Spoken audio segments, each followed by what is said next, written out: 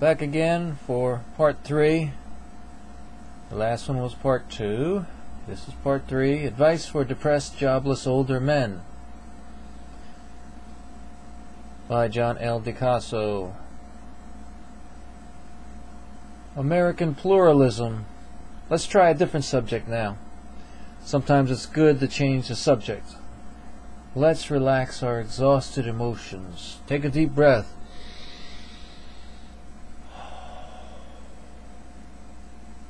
And maybe we'll find ourselves with an unexpected solution.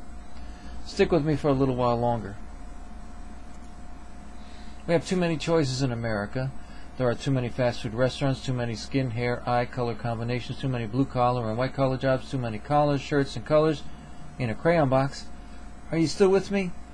We have too many jobs that are automated, outsourced, and unskilled. Very few employers will keep a good worker because the company may close down or be sold in a few years. Most workers need to be retrained in political correctness, AIDS awareness, and social skills. They must return to school at their own expense to upgrade their skill sets in computer programs, healthcare, home care, renew occupational certificates, first aid, CPR, get your chest x-ray, TB tests, flu shots, or business licenses, etc. Then you reap the rewards of making less money and working only 20 to 30 hours a week. Overtime pay is largely a thing of the past. If you are working 40 hours a week, that is. Adult children are moving back with their parents, and everyone benefits from the arrangement. Go with the flow or drown in debt. Any money coming in is better than no money. Know thyself. Be a cat man. I am a cat man.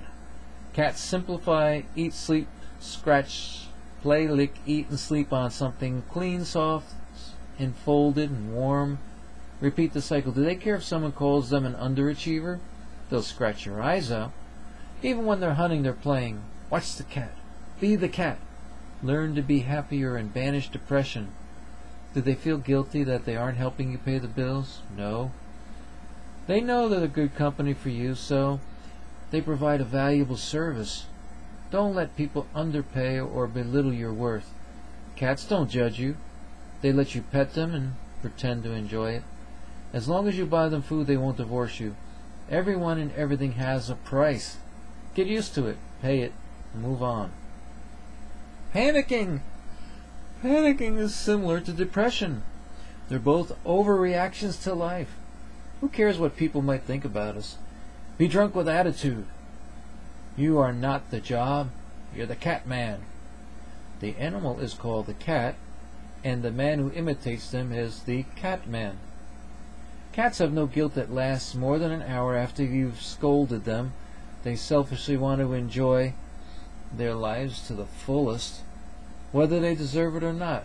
Now go find something clean, fresh out of the dryer, warm bed sheets, and take a nap. At first, this was my attempt to give advice to a friend of the family on a subject that I'm very well qualified to teach about. I have been somewhat depressed, odd, and unsuccessful in every childhood arena since I was about 4 years old. I should really stop bragging. Experience was and is my teacher. I'm not a professional counselor, so I can only guess and ask an unemployed or depressed person to try something that worked for me or someone else. And I'm actually not a counselor. Just as you're going to, watch this video and hopefully learn as much as you need from there. And if you need more help, you're going to have to go to a professional counselor or a friend or, jobs, employment center, something like that. There is no such thing as a 100% cure. Only a fool who wants to stay miserable will search for a perfect cure. We are dying on a dying planet, and that's enough to depress any honest person. There are many ways to make money that is legal, moral, healthy, and unconventional. Don't discount any of these, because America is becoming a second-class nation and might even slip to a third world status for a short time. We have to become clever, practical, and live more like thrifty Europeans, and then a little more like third world nations. Sell anything you don't need while you're healthy, and the majority of people still have money to purchase your junk. Buy house mortgage insurance in case you lose your job or can't work because of health problems. Your mortgage will be paid off. Check the contract carefully before purchasing any insurances. Most people do not. Pay off your mortgage even if you have to live on rice and noodles and beans with some greens for a year or two. If you can sell the house, and you can sell it for enough money to completely pay off the bank, do it. But negotiate in order to have a profit for at least 2 months' worth of rental deposit to put down on an apartment. Unfortunately, without a job, no one will rent you an apartment unless you've qualified 6 to 12 months earlier for a government rental assistance. If you are going to lose the house, try to stay in the house by making minimum payments. Some families in foreclosure have stayed for a year or two before the bank was ready to renovate and put the house back on the market. Get some roommates to help pay your bills, but don't let them take advantage of you. Always get them to sign a written contract with a photocopy of their driver's license and a parent's address. There are plenty of people who need a place to stay and will pay you rent, especially if it's a little lower than the average. Sell whatever you don't absolutely need in order to do this. Do you need an expensive couch? Sell it. Get a beach or a lawn chair or used furniture. Do you need an expensive television to watch the news? Get a cheap radio and listen to the news. Some of your outdated electronics will only earn $10 to $25 in a yard sale, so keep them and enjoy them. However, if you can advertise cheaply, you might be able to find someone willing to pay a lot more money for your treasures. Get a good price for your jewelry as soon as you see you're headed for trouble. Before you lose your apartment or house, sell or give away anything you can't stick in your car or carry on your back. Whatever you don't sell or give away will wind up on the curb or rental storage which you can't afford. If it's a false alarm and you're able to get a job and keep all your stuff, you can always buy new gold watches. You can always buy new stuff. So you sold it. Okay, so you were prepared for the worst, and that was a good thing.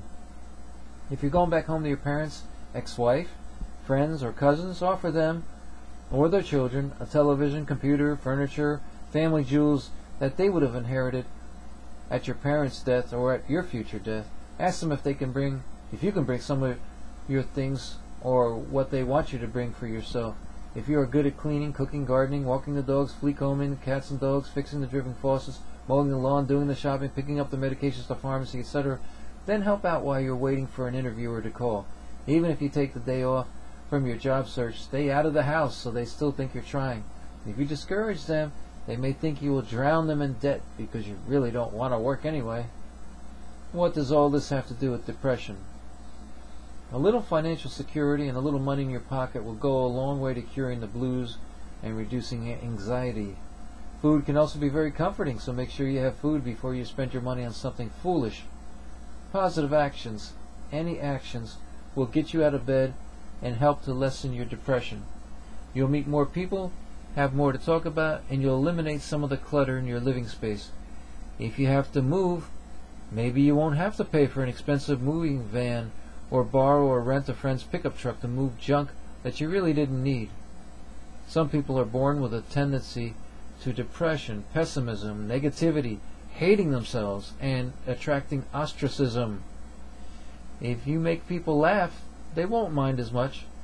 That doesn't mean that if the politically correct police force us to call depression joyfulness, or depressed people serious people, that they will be any more competent, functional, or cheerful. We should accept our limitations, and then we can find crutches, invisible crutches, or any coping mechanisms. Depressed people are a part of the fabric of this world, always have been. Since the fall of Adam and Eve, a curse or an unnatural negativity has been plaguing the earth and all that is on it, under it, or above it. Cancer, dementia, heart disease, divorce, terrorism, crime, murder, stupidity, and accidental deaths are all to be expected in this broken world that is tainted with disintegration and tragedy. There are so many heroic and heartwarming stories, and there is hope for those who understand life. Humanism has utopian ideas based on the inherent goodness of people that only give the world false hope and elusive dreams that we can have heaven on earth without God. I don't think hope will be necessary in heaven, but woe to you if you lose hope on this troubled earth. Jesus will return to lead us on earth during the millennium, and then we will together build Eden in Israel at first. Thank God for any abilities you think you might have, even if they're on the level of a toddler or a wild squirrel. Animal that is in the rat family but has a puffy tail, squirrel. The more gratitude you have and the more you thank God for the little you have, the less complaining you will do. You will keep remembering your few good qualities and greatly diminish your negative self-nagging. When you focus on anyone's few good qualities, you will keep appreciating them, even when they've done a few negative behaviors. End of part 3. This really is the end of part 3. Thank you for listening.